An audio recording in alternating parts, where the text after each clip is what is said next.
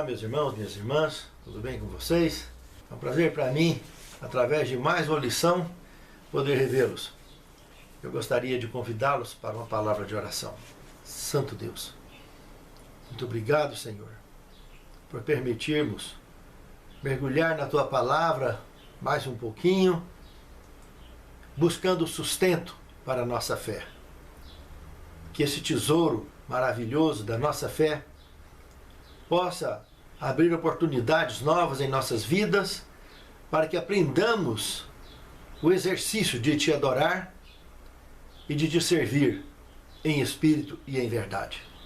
Que isso aconteça diariamente conosco, de fato nos preparando para aquele grande dia que encontraremos contigo nas nuvens dos céus.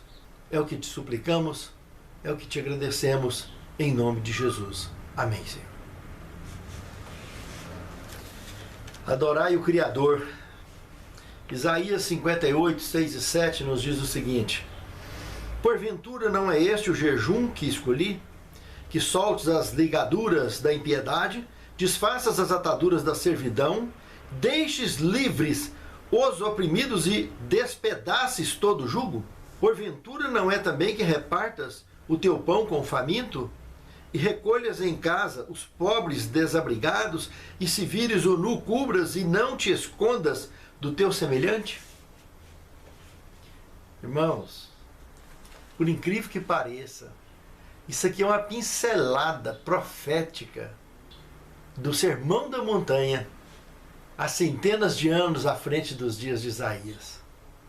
Veja que aquele Sermão da Montanha, Cristo percebeu a nossa incapacidade de por nós mesmos fazer isso e se colocou diante de nós dizendo: se por acaso vocês estiverem cansados, oprimidos, sobrecarregados, vocês venham até mim, tomai sobre vós o meu jugo, que é suave, e o meu peso, que é leve, e encontrarei descanso para as vossas almas. Mas o verdadeiro descanso aqui apontado está nisso, em proporcionarmos o descanso de alguém também. A melhor maneira de encontrarmos a salvação é viver a salvação, compartilhando com as pessoas que vivem ao nosso redor. Não nos omitirmos em momento algum de sermos úteis àqueles que nos cercam. Porque nós somos instrumentos nas mãos de Deus. O que nos faltar, Ele completará. E ao fazermos isso, nos realiza, nos deixa leves, nos faz vitoriosos. Basta para isso nos lembrarmos da maior parte do tempo da missão de Cristo aqui na terra, de que forma que foi vivida.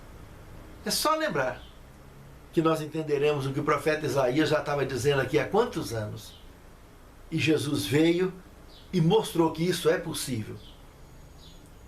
Mas desde que nós o aceitemos de verdade, para o adorarmos da beleza da sua santidade, e assim receber dele a condição ideal de servirmos a Deus em espírito e em verdade.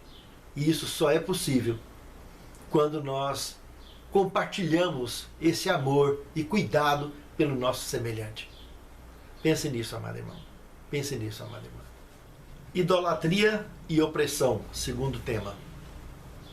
Estudando o livro de Êxodo, no capítulo 20, verso 2 ao 6, Êxodo 32, verso 6, e dos versos 30 a 34, nós nos depararemos com a chocante experiência do bezerro de ouro ocorrida lá no pé do Sinai.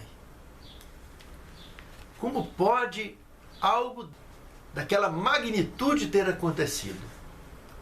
O Monte Sinai cercado por cordas, para que ninguém avançasse além dos limites da demarcação, para evitar de que pedras rolassem lá de cima, do tremor da presença do Senhor lá em cima,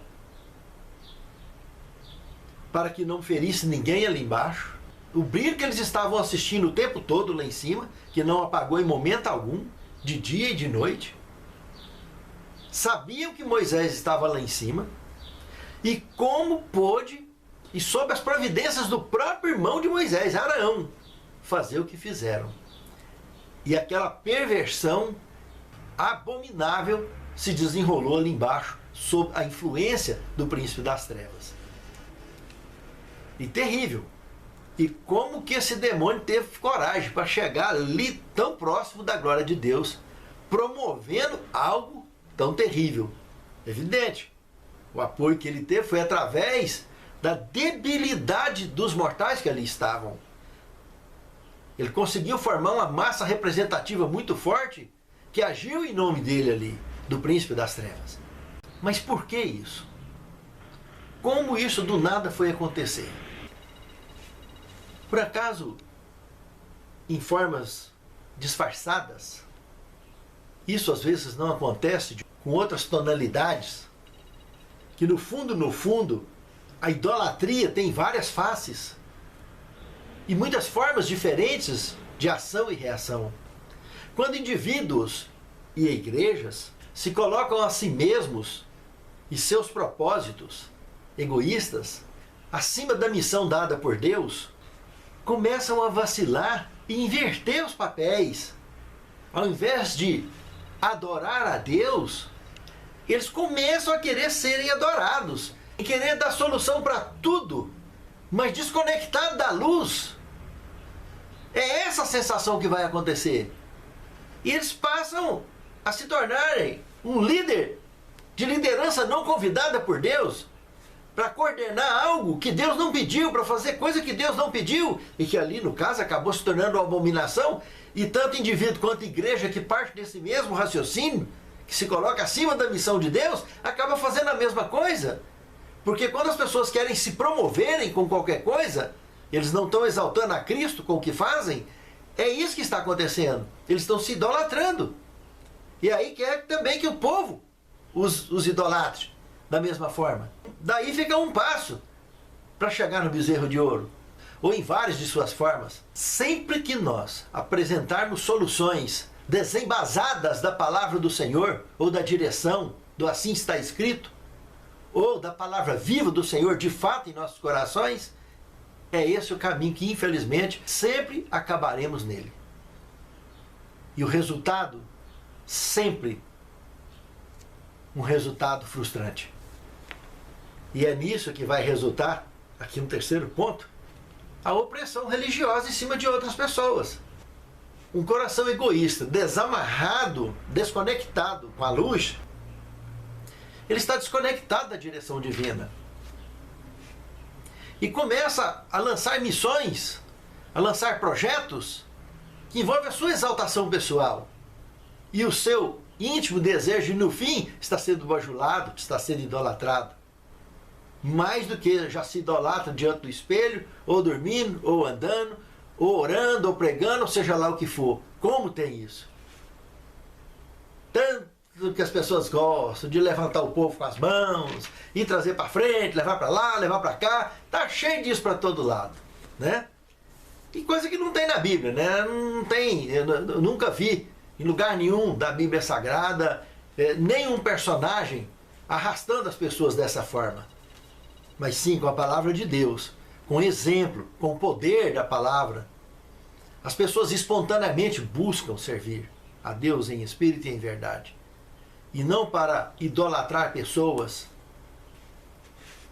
o que acaba transferindo essa ideia lamentável de formas idólatras distintas, em muitas faces diferentes, que o resultado sempre é o mesmo, do bezerro de ouro. Quando Moisés desceu, ele apresenta a misericórdia de Deus, exatamente como naquele grande dia, nas nuvens do céu, esse cenário estaria representado. Por acaso, quando Jesus chegar, não vai acontecer a mesma coisa? Desde quando alguém possa imaginar que quando Jesus chegar, vai estar todo mundo perfeitinho, preparado, adorando em espírito e em verdade, livre completamente. Lembra que Jesus falou que o dia da sua vinda será como nos dias anteriores ao dilúvio, que o povo comia, bebia, casava, dava em casamento, e o dilúvio veio e pegou todo mundo como um laço? Irmãos, nós somos mortais. A graça vai nos completar em qualquer época da aquisição definitiva do nosso troféu. Mas para isso, nós temos que estarmos conectados com Ele, olhando para Ele, andando, olhando, não tirar o olho dele, em momento algum, do autor e consumador de nossa fé. Os que fizeram isso quando Moisés chegaram, ficaram do seu lado. O próprio irmão dele, que encabeçou aquela abominação todinha, arrependeu imediatamente e viu a besteira que estava fazendo. Como bom ladrão na cruz, foi salvo naquele momento. Na última hora. Poderia ter morrido perdido, porque foi ele que esculpiu o bezerro de ouro. O povo trouxe as joias e ele esculpiu. Ele estava encabeçando essa adoração abominável. E ele e a maioria se arrependeram e passaram por lado de Moisés. E milhares que não se arrependeram, investiram-se contra a verdade, contra Moisés, e morreram ao fio da espada. Milhares morreram naquele dia. E quantos morrerão também na vinda de Cristo? Porque será revelado o iníquo a quem o Senhor disparar pelo assopro de sua boca e o resplendor de sua vinda. Servir a Deus, irmãos, é de forma leve em espírito e em verdade. Não é querendo ser ídolo de ninguém. Não é querendo servir para se expor para as pessoas que somos mais do que alguém. Ninguém é mais do que ninguém. Diante de Deus, todos nós não somos nada. Mas com Ele somos salvos. Com Ele nós somos vitoriosos. Com Ele nós podemos tudo naquele que nos fortalece. Pense nisso, amado irmão. Pense nisso, amada irmã. Terceiro tema, uma razão para adorar. Estudando Deuteronômio, capítulo 10, versos 17 ao 22, aqui nós temos uma forma incrível de como o Senhor, nesse texto, se proclama como nossa única e insubstituível fonte de adoração. E não só de adoração e louvor. Justamente porque nesse contexto aqui ele ampara e protege toda criatura que ele criou. Independente da cor, da raça, da religião ou da cultura.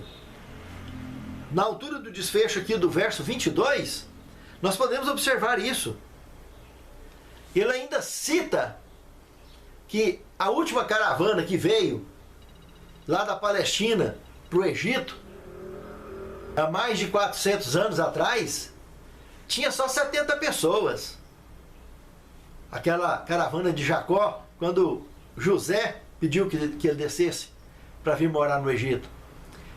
E ali agora, no Êxodo, iniciava com mais de 1.600.000 pessoas. E mostrando isso, Deus, para nós, que o mundo cristão também cresceu da mesma forma. E que esse volume de pessoas interessadas na luz e na salvação alcança com primazia os propósitos da missão divina em nosso favor.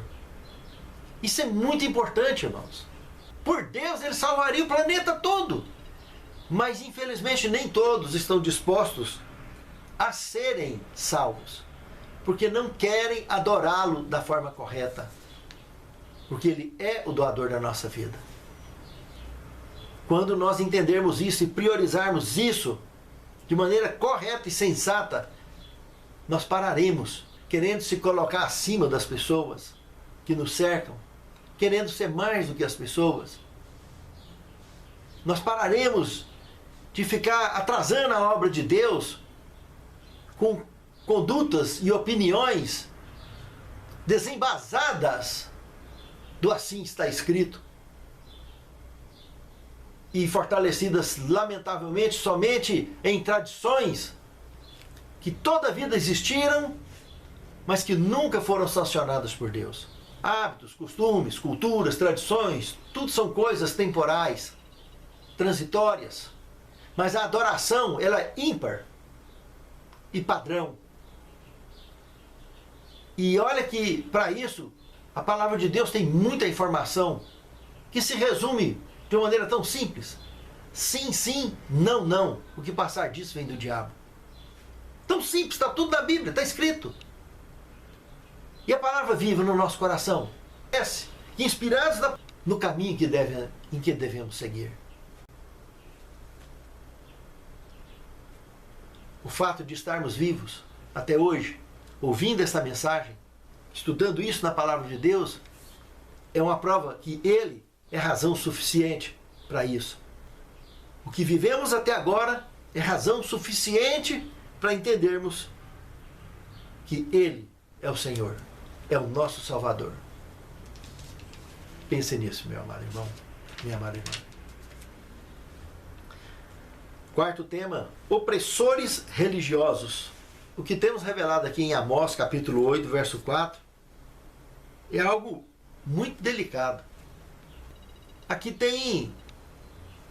parece que o que está expresso aqui nesse tema, revelado nesse texto bíblico, é semelhante à descrição explicativa sobre a questão lá do bezerro de ouro, lá no Êxodo antigo.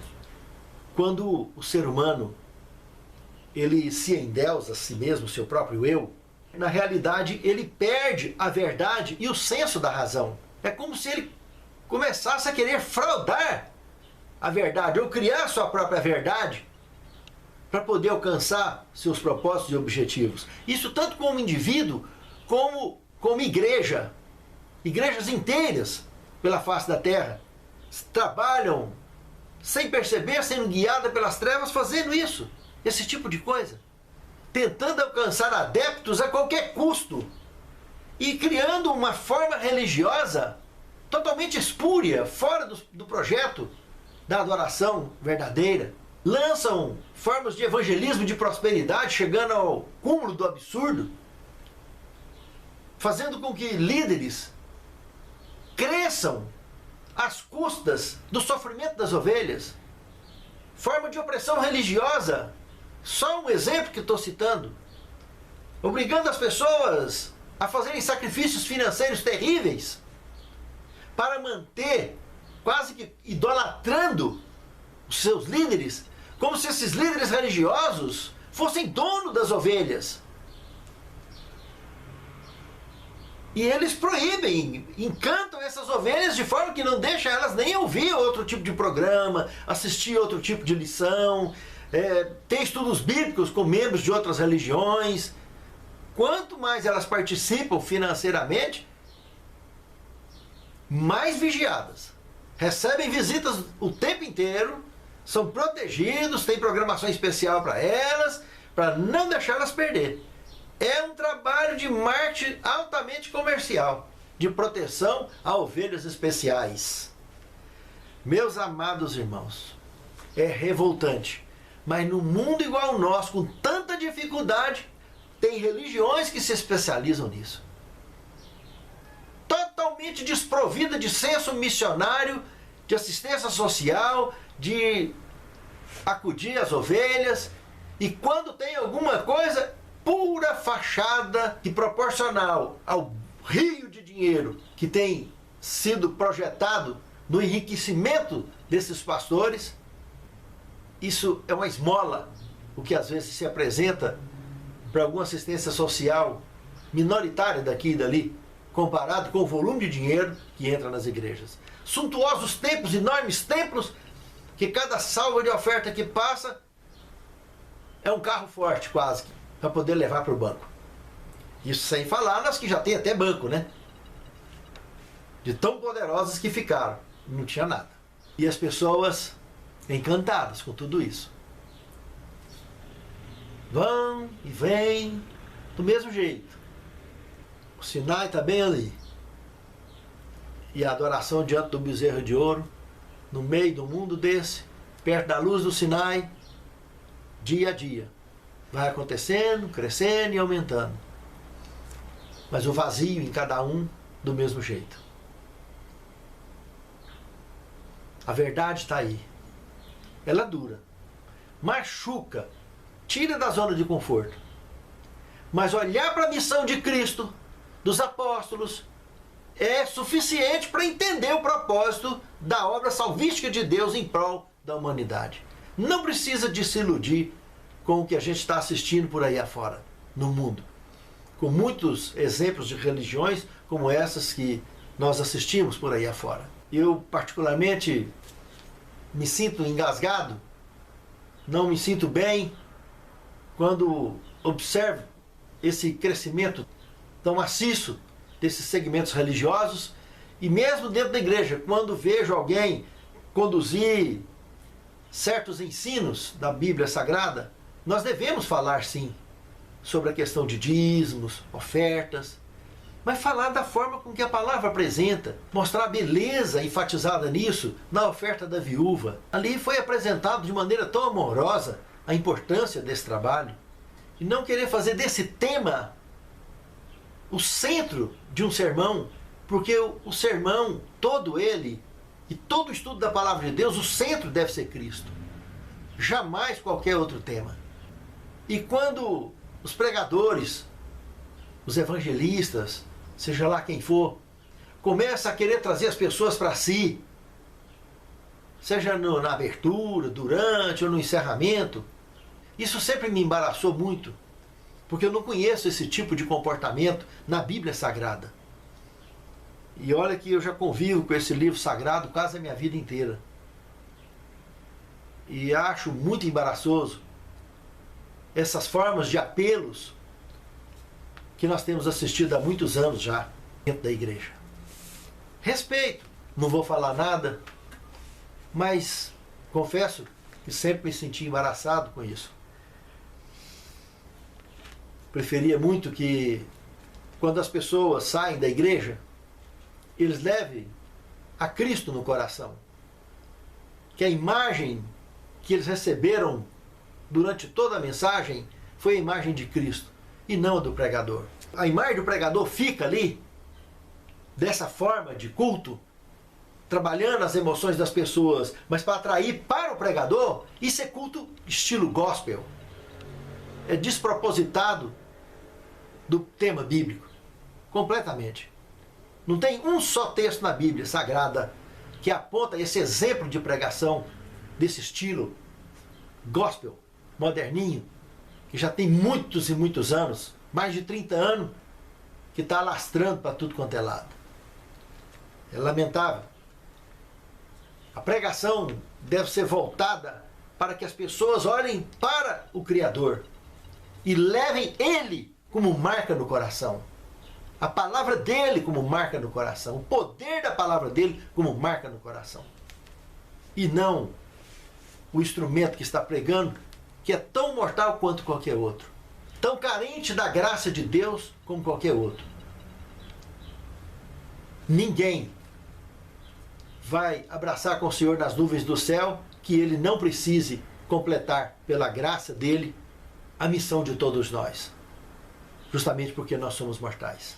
Infelizmente, direto ou indiretamente, tudo que nós comentamos aqui nesse tema, tanto daquelas religiões que agem da forma que agem, como os pregadores que acabam fazendo isso aqui, eles infelizmente, no fundo, sem perceber ou sem querer, eles estão cometendo uma espécie de opressão religiosa, induzindo as pessoas a uma forma diferenciada de adoração, que infelizmente me lembra o que aconteceu lá no pé do Sinai, no cenário do bezerro de ouro.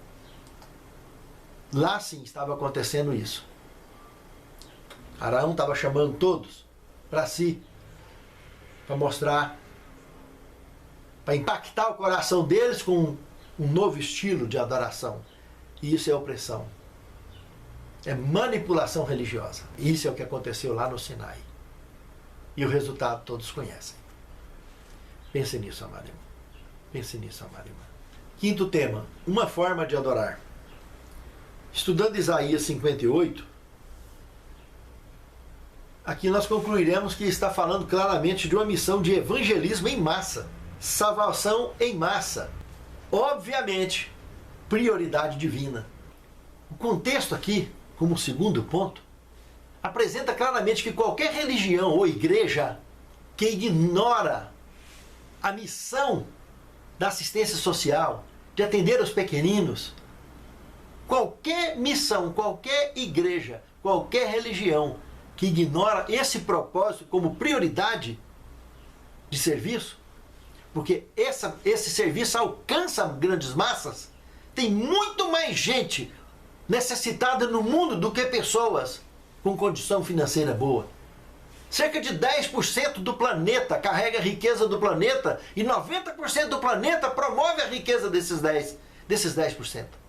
É mais ou menos por aí. E quando Cristo esteve aqui, qual é a maior parte do tempo? Onde ele passou? Foi cuidando de quê? Da nata? Dos 10 ou dos 90? Por quê, irmãos? Porque tanto os 10 quanto os 90, que até ele ilustra em parábolas, né? 99 ovelhas, que não precisa de nada e uma perdida, até por causa de uma, ele vai atrás. Imagina o inverso. Ele cuida de todos, ele quer salvar a massa. Quanto mais gente, melhor, irmãos. Quanto mais ele alcançar, melhor. E tem forma melhor de alcançar pessoas aos pés de Cristo? Do tanto de gente que tem ao nosso redor, em qualquer bairro, em qualquer parte do planeta, que precisam de ajuda. E se a igreja vai e faz esse trabalho, como levará almas aos pés de Cristo? Como brilhará o propósito missionário dessa igreja? E as igrejas que ignoram isso se identificam, infelizmente, de forma incontestável, como religiões, como igrejas que não estão trabalhando para a luz, mas para as trevas. Justamente porque a maior parte do tempo da missão de Cristo foi desse tipo de ação missionária. E é isso que Isaías está comentando aqui no capítulo 58 do seu livro. Leia e reflita. Muito sério esse assunto. Misericórdia e fidelidade. Sexto tema. Aqui nós temos um paralelo entre Mateus capítulo 9, verso 13, com Oséias 6, verso 6. Quando Jesus foi confrontado por alguns de seus líderes religiosos de sua época, que o criticavam por comer com pecadores, ele citou o profeta Oséias, ordenando que eles voltassem seus livros e descobrissem o que Deus realmente quis dizer quando declarou: misericórdia quero e não holocaustos. Irmãos, isso aqui é um paralelo seríssimo. É uma advertência gravíssima contra a hipocrisia religiosa que deturpa o foco da missão.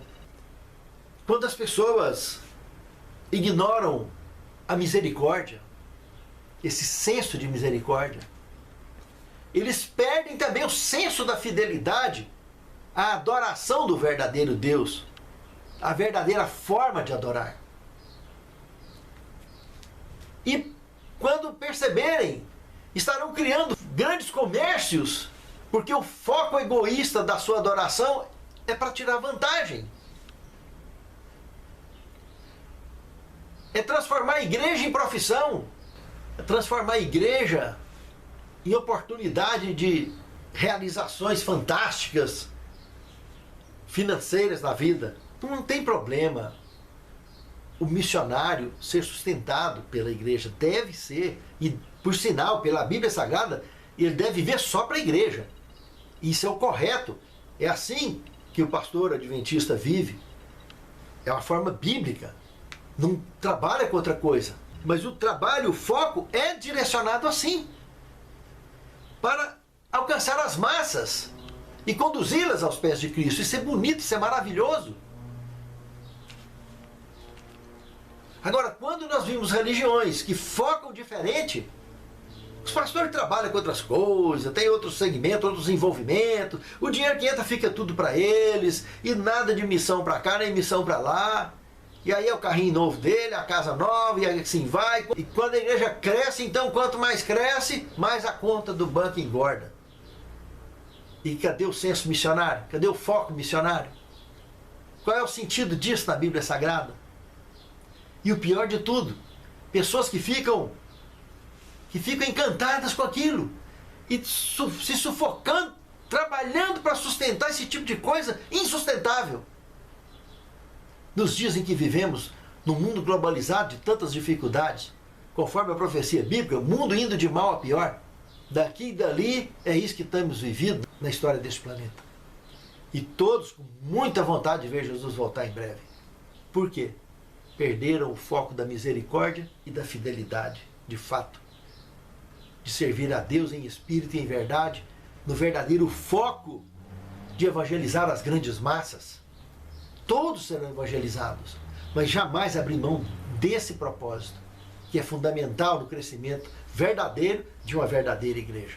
Sétimo tema, a missão de Cristo continua conosco. Tenho sido instruída a chamar a atenção de nosso povo para o capítulo 58 de Isaías.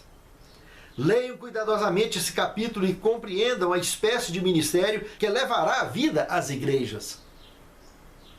A obra do Evangelho deve ser promovida por meio de nossa liberalidade, bem como de nossos labores. Quando vocês encontrarem pessoas sofredoras necessitando auxílio, deem-lhes.